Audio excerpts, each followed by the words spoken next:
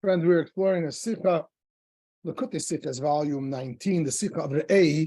Fantastic Sicha, analysis of a halacha. Get your thinking caps on. This is fantastic. So the Sicha is about the mitzvah of Hanukah, the mitzvah of severance pay, which the Torah says one is supposed to give to their slave, a Jewish slave. A Jewish slave, by the way, had two ways to go become a slave. Either they sold themselves into slavery because they were coming on hard times, or they were sold by the court in slavery because they were found stealing or otherwise couldn't keep their commitments, and the court would sell them into slavery. These are the two types of slaves. The mitzvah of the Torah is that when they leave their slavery, either because they finish the 6 years or because they otherwise are let go, they are to be given severance gifts. Okay. Now, there's a debate among the halachic decisors, which originally is in the Talmud.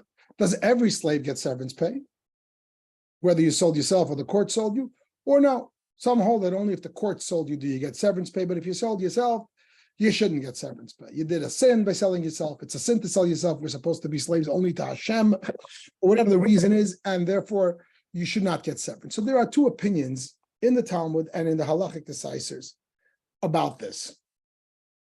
Does every slave get it or only certain? Okay. But then coming up to the subject matter of the Sicha, which is a separate one. Do we extend severance pay, the mitzvah, which is nominally about slaves, to our employees? Now, clearly this is not a slave. It's clearly not going to be the exact mitzvah, but the original Rishonim, early commentaries, maintains that the Torah wants us to give severance pay to all employees, and therefore we should extend it to our employees as well. And that's become Jewish custom, what have you. This is from the Chinuch. Torah talks about slaves, apply it to employees too. It's a fantastic concept. However, the Minchas Chinuch, which is a commentary on the Chinuch, says that the Chinuch statement needs to be qualified. The Chinuch would only say this according to the opinion that holds that the Torah gives severance to all types of slaves. Then it follows, the Torah gives to all slaves, we extend it even to employees.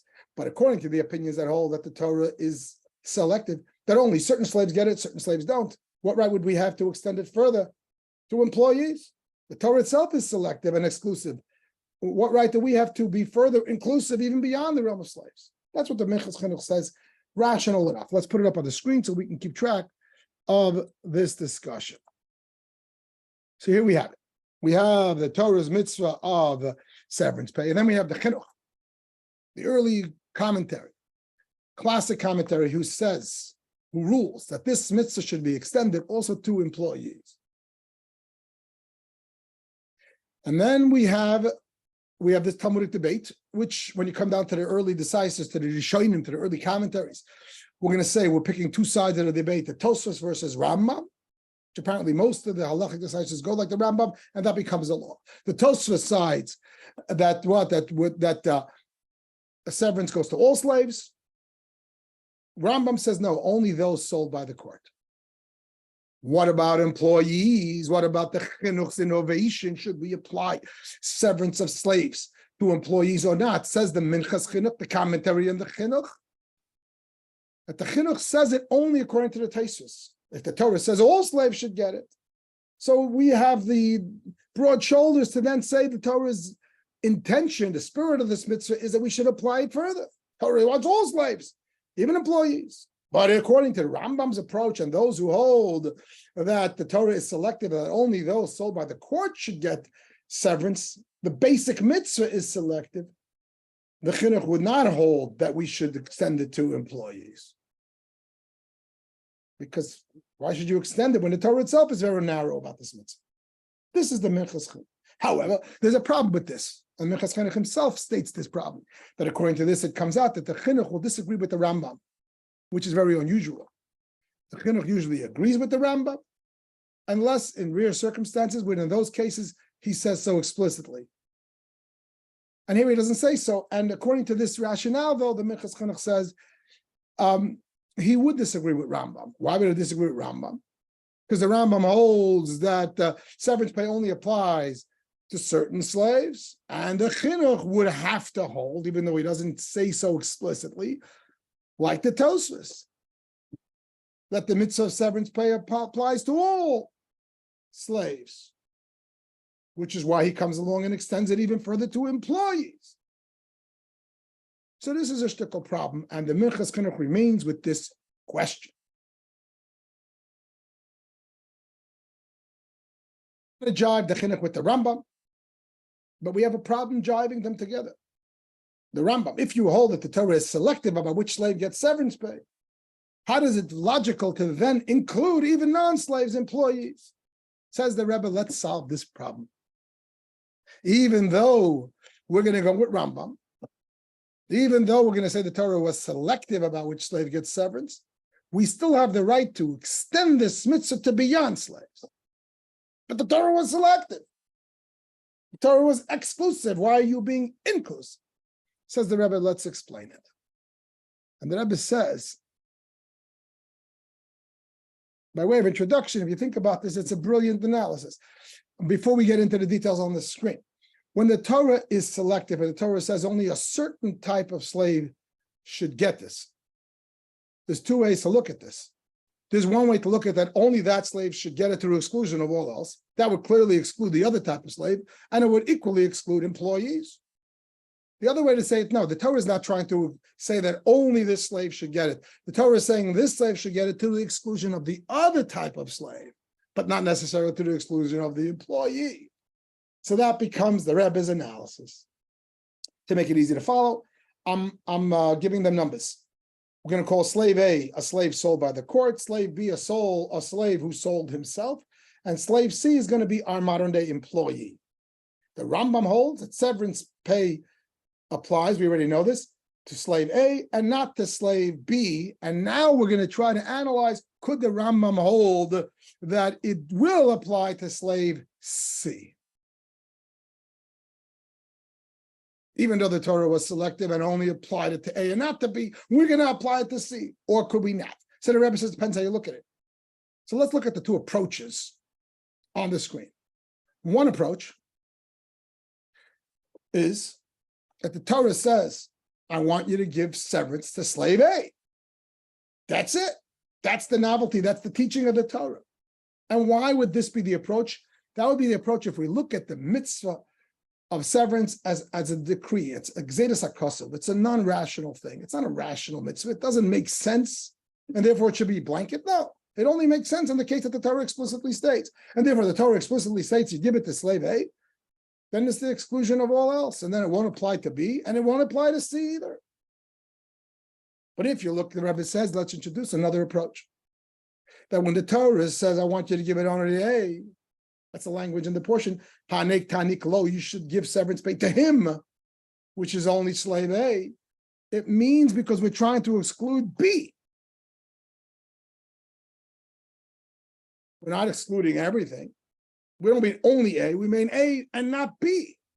And this approach would make sense if we say that the mitzvah of severance is a logical mitzvah.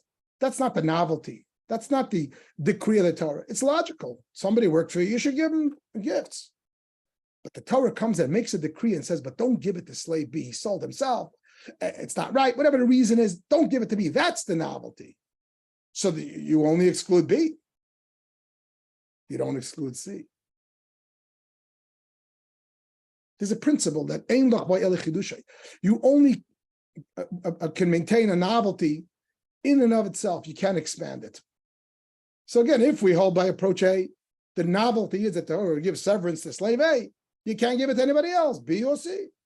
But if we hold no, the Torah says to give it to A, what it means is to exclude B, because the giving of severance is not a novelty in this approach. It's logical. It's just a rational mitzvah. Of course you're going to give it. You should. But the novelty, which means the gzedas hakos of the decree, which is not logical. The Torah's emphasis is to exclude B. You don't have a right to exclude any others. Because remember the principle. If there's a novelty, you can't add to that novelty more than what it is of it itself. So the Rebbe just flipped the whole thing. And the Rebbe further says, at the bottom of the screen, what's going to be the basis of these two approaches? Approach one would be that severance pay is a form of payment. Approach two would be it's a form of charity. And both of these have sources in the Talmud and etc. You could go both ways. If you hold it's a form of payment, the guy worked for you and you paid him. And you gave him overtime, whatever you gave him. You got to give him extra payment. This is then, it's a non-rational thing. Overpayment is not a rational thing. The Torah sort of decreed it. That's the novelty of the Torah. Why should I pay you once I finish paying you? Let's say you did the 6 years. I paid you the $6,000, whatever it is. You're done. You worked hard, I paid you even extra. No, the Torah says, I want you to pay more. It's a novelty. It's a decree. And that would be the approach one. If it's a novelty, I could only apply it to the case the Torah explicitly says it, which is slave A, not B or C. Then there's an approach, which also goes back to classical sources, that severance pay is a form of charity. The guy finished the 6 years, he gave him the $6,000. Payment is over, but there's a mitzvah of tzedakah. And someone who worked by you and for 6 years, he gave his whole heart and soul, etc., etc. And tzedakah is a mitzvah. It's rational. That's charity begins at home. You should give it to somebody who worked so hard for you. He should be your tzedakah person now. And in this case, it's not a novelty. It's not a decree. It's a rational thing. And therefore, if it's rational, then every slave should get it, except for the one where the Torah explicitly excludes it. That becomes a novelty, which is slave B is excluded. Why should we exclude anybody else? So here's the kicker of the Sicha. The Rebbe was going to want to say that the Minchas Chinuch, who said that the Rambam and Chinuch collide, because his thinking is approach one. And he has a leg to stand on. But the Rebbe's argument is no, that the Rambam is approach two to this whole concept, this whole selectivity of the Torah in the midst of severance pay. And therefore, it will work with the chinuch really well, that even though Rambam holds that only slave A gets it and not B, slave C could get it. What's the Rebbe's basis? How can he prove conclusively that Rambam goes like approach two? Says the Rebbe, very simple. Because if you believe that severance pay is a form of charity, you go by approach two. I'm going to show you, says the Rebbe, that the Rambam holds that severance pay is a form of charity. We're now going to open up the Sefer HaMitzvahs, and we're going to see the Rambam's book of mitzvahs, both in the positive mitzvahs and the negative mitzvahs. Where does the Rambam list the mitzvah of severance pay? Does he list it among the other mitzvahs of slavery? Or does he list it among the mitzvah of charity? Let's take a look. So, let's see if this is the right screen. This is the mitzvah of a Jewish bondsman. Mitzvah 232, 233, 234, the mitzvahs of slaves. It's in the mid-200s. There's no mitzvah here about severance. He doesn't put it here. Where does he put it? He's talking about, he's listing the mitzvahs and obviously in a certain order. And there's a whole bunch of mitzvahs talking about slaves. 3 or 4 right on your screen. How come severance pay is not in there? That's curious. Aha. So then we take a look and we look at the rest of the Sefer HaMitzvahs and we find, let's hope I open the right screen. We find the mitzvah of charity. This is not in the mid-200s, this is 195.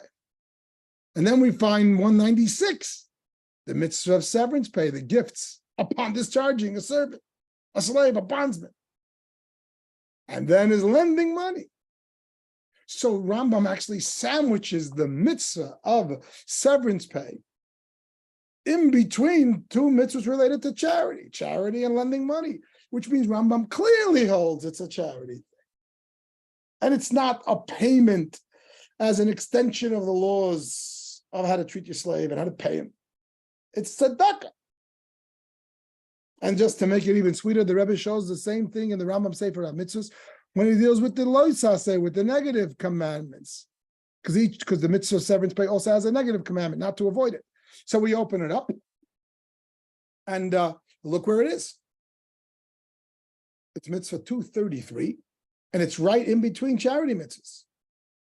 Mitzvah 231 is that you got to lend money for charity. 232, you can't ignore a needy person.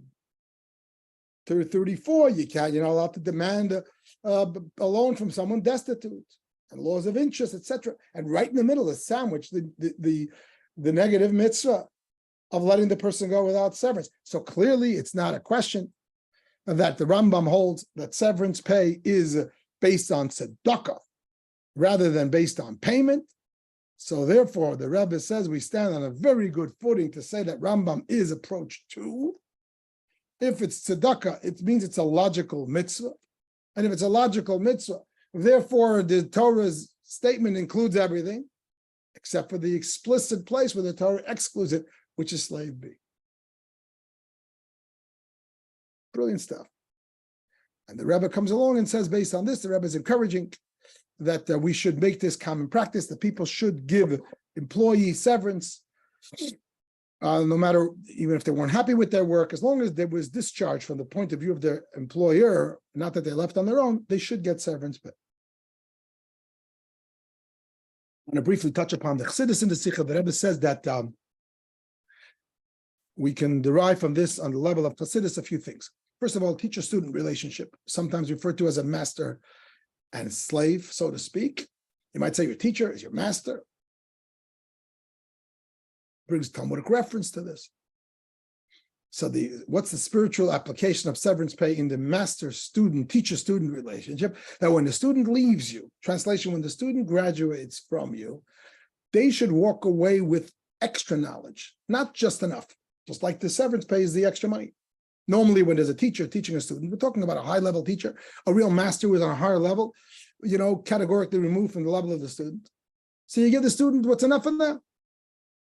Not only enough for them now, but enough for them to eventually extrapolate even more from it and come to whatever level they're able to. But the teacher doesn't think of giving the student what they have. Says the Rebbe, no. The Torah mandate is that a real teacher should give the student the ability ultimately to reach the level of the master. Give him more. Don't be cheap and don't hold back. Another application spiritually is that if you are being Mekadav a Yid, you're encouraging a Jew to come closer to Yiddishkeit.